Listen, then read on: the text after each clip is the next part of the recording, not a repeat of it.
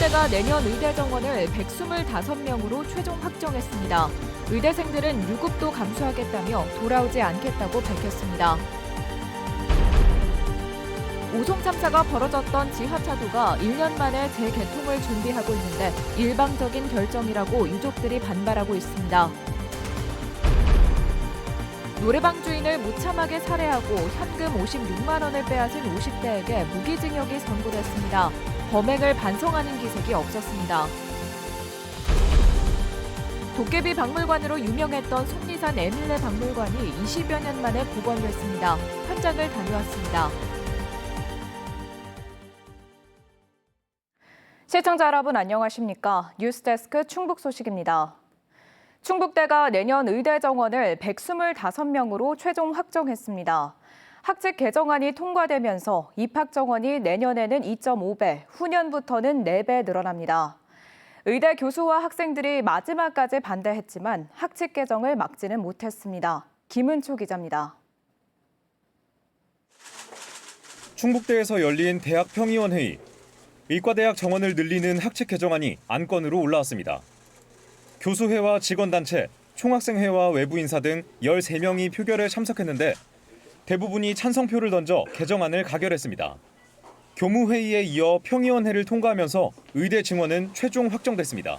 우리 학내의 이제 고성원들 간의 이런 의대 증원 문제에 다소의 약간의 이견이 있을 수 있습니다. 이런 부분에 대해서 대학 본부는 서둘러서 봉합의 어떤 그런 노력을 해야 된다.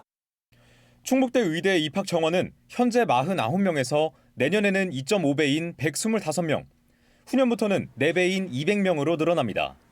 전국 최대 규모입니다. 의대 교수와 학생들이 침묵 시위를 벌이면서 끝까지 반대했지만 학칙 개정을 막지 못했습니다. 도저히 받아들이기 어렵습니다. 불가능한 그런 교육 여건에서 학생들이 겪어야 될 고통에 대해서는 청장과 교육부, 정부에서 책임을 져야 된다고 생각을 합니다. 정부의 의대 증원 방침에 대한 반발로 지난 2월 의료 현장을 집단 이탈한 전공의들은 여전히 돌아오지 않았고 이제 교수들마저 하나둘 떠나기 시작한 상황. 휴학계를 제출하고 수업을 거부 중인 의대생들도 유급을 감수하겠다고 밝혔습니다. 평의원에서 부결이 됐어도 정부는 어떻게든 강행을 진행을 했을 테고 변한 게 없으니 저희도 돌아갈 이유는 없다고 생각합니다. 의대 증원을 반영한 내년도 대입 모집 요강은 이달 말 발표됩니다. 충북대는 계절학기 수업을 확대해 의대생들의 집단 유급 사태를 막는 방안을 검토하고 있습니다. MBC 뉴스 김은초입니다. 지난해 청주 오송 참사가 벌어진 궁평 2 지하차도가 1년 만에 다시 재개통을 준비하고 있습니다. 그런데 유가족들은 충청북도가 참사 흔적 지우기에만 열을 올리고 있다고 규탄하고 나섰습니다. 어찌된 일인지 김영일 기자가 취재했습니다. 지난해 7월 무려 30명의 사상자가 발생한 오송 지하차도 참사 현장. 1년이 다 되어가는 지금은 시설 내부 공사가 한창입니다. 다음 달 말 재개통을 앞두고 손상된 각종 시설물 보수 작업과 함께 물에 잠겼던 배수 펌프 교체 작업도 진행됩니다. 또 차도가 침수되면 탈출할 수 있도록 피난 사다리와 구명봉, 인명구조함 등 안전시설물도 보강할 계획입니다. 비상대피 시설을 설치할 예정이고요. 그 비상대피 시설은 비상사다리와 구명봉이라고 해서 물에 침수 시 잠겼을 때 잡고 나갈 수 있게 하는 시설을 말합니다. 지하차도 앞에는 이렇게 차량 진입 차단 시설이 설치됐습니다. 지하차도 내부 수위가 15cm를 넘기게 되면 차단막이 내려와 차량 진입을 막게 됩니다. 그런데 오송 참사 진상 규명을 촉구하는 시민대책위원회가 문제를 제기하고 나섰습니다.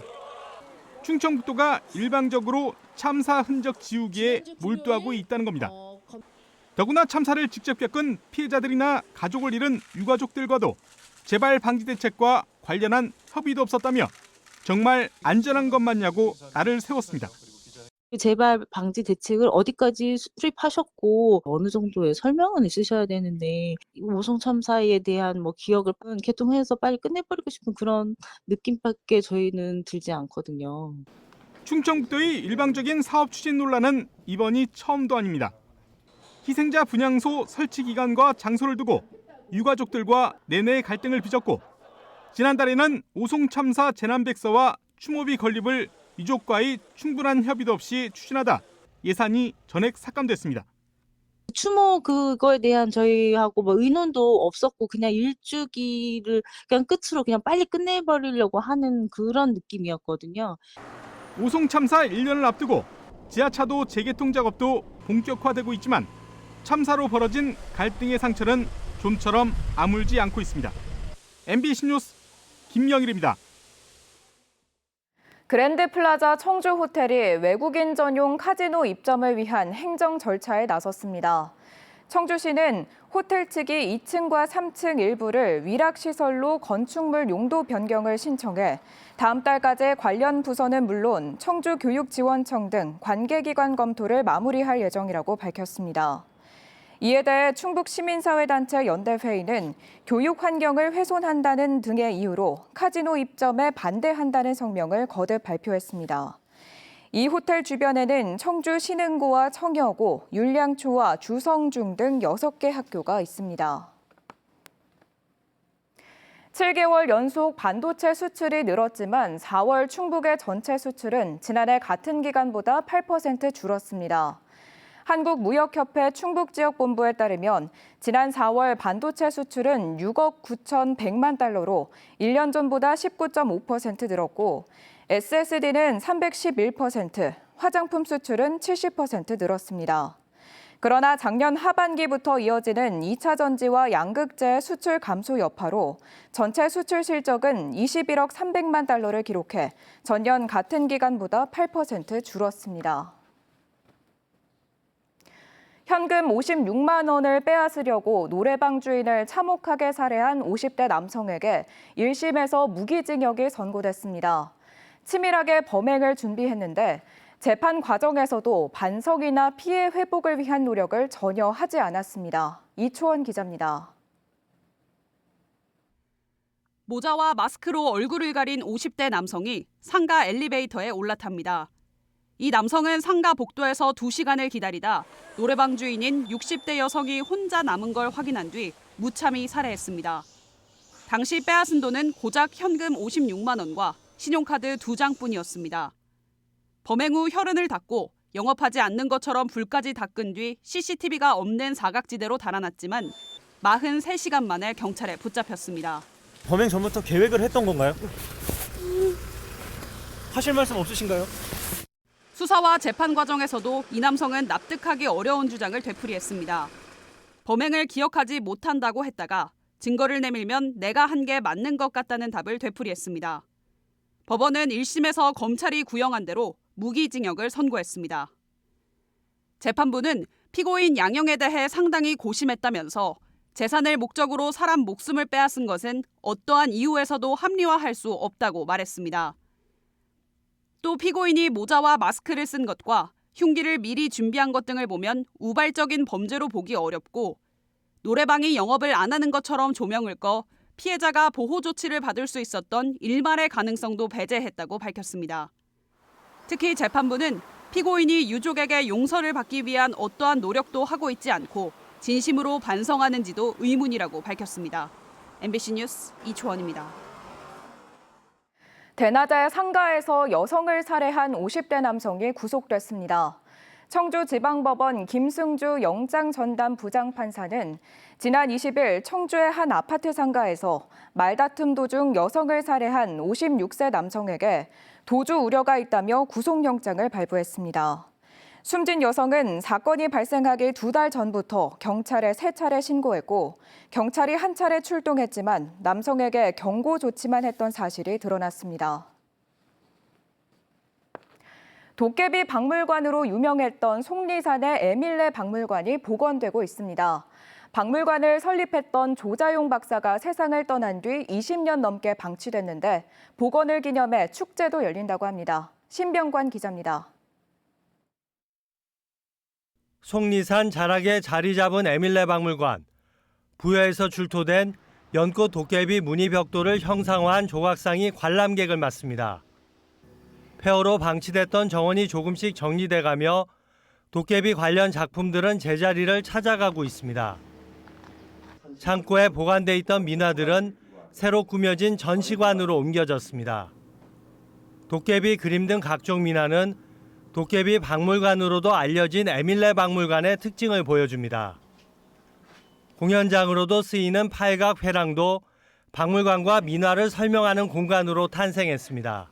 민족의 정신이라든지 민족의 문화, 이런 고유 신앙 같은 것을 엑기스만 정수만 모아서 이렇게 전시해 놓은 것이 흔치 않은. 박물관 건물도 보수에 들어갔습니다. 헐린 한옥 구조물을 재사용해 귀틀집과 돌담 형태로 지은 건물은 박물관의 또 다른 매력이기도 합니다. 한옥을 저도 생각하고 사실 오기는 했는데 정말 한옥이라기보다는 옛날에 더 고대의 어떤 귀틀집 같은. 민화연구의 선구자인 조자용 박사가 설립한 에밀레 박물관은 지난 1983년 서울에서 속리산으로 이전했습니다. 하버드대에서 건축구조공학을 전공한 조 박사는 정동 미국 대사관절을 설계하는 등 건축가로 활동하다 1960년대부터 전국을 돌며 민화를 수집하고 도깨비 연구에 몰입했습니다. 그 산물이었던 에밀레 박물관. 하지만 조 박사가 지난 2000년 세상을 떠났고 이후 화재까지 나며 방치돼 왔습니다. 최근 재산권 문제 등이 해결된 뒤 조 박사의 후손이 본격적인 복원에 나섰습니다. 이 과정에 새로운 그림과 조 박사의 원고 등도 발견됐습니다. 인원이 없다 보니까 그런데 그런 것도 다시 좀 찾아서 자료 전시도 좀 하고 싶고, 근데 다 그게 이제 전시실도 또 있어야 돼. 그래서 에밀레 박물관은 복원과 함께 속리산 꼬마 도깨비 축제 등 다양한 행사로 사람을 끌어모을 계획입니다. 이 밖에 보훈 농촌 활력 플러스 사업으로 선정되는 등 지역사회의 도움도 더해지고 있어 박물관 부활에 힘이 되고 있습니다. MBC 뉴스 신병관입니다. 오늘 오후 1시 50분쯤 충주 대소원면의 한 돼지 농가에서 불이 나 50분 만에 진화됐습니다. 이 불로 돼지 700마리가 폐사했으며 전체 7개 건물 중 950제곱미터 규모 2개 동이 불에 타 소방서 추산 2억 5천만 원의 재산 피해가 났습니다. 경찰과 소방당국은 정확한 화재 원인을 조사하고 있습니다. 국민의힘 정용학, 고민서 충주시 의원 등이 공동 발의한 자유총연맹 지원 조례안이 시의회를 통과했습니다. 고민서 의원은 자유총연맹 충주시 지회장이 배우자임에도 상위 지원 법률이 있다는 이유로 단체 지원 조례를 공동 발의해 논란이 일었습니다. 고 의원은 지방자치법상 지방의원은 이해관계 안건의사에 참여할 수 없다는 시의회 사무국 안내를 받은 뒤 회피 신청을 냈고 오늘 해당 조례 표결엔 참여하지 않았습니다. 단양 소백산 철쭉제가 단양 상상의 거리와 단양 소백산 일대에서 오늘 개막했습니다. 오는 26일까지 열리는 소백산 철쭉제에서는 개막 콘서트와 사투리 경연대회 등 각종 공연이 펼쳐지고 테마 전시관과 소백산 산행 등 체험 프로그램도 마련돼 있습니다. 단양읍 상진리 강변을 따라 1.2km에 달하는 장미터널이 만개했고 소금정 공원에서는 달맞이 포차가 열립니다. 송미령 농림축산식품부 장관은 오늘 충주를 찾아 모내기를 한 뒤 농업인들과 가루쌀빵을 함께 먹으며 재배 면적 확대 필요성을 강조했습니다.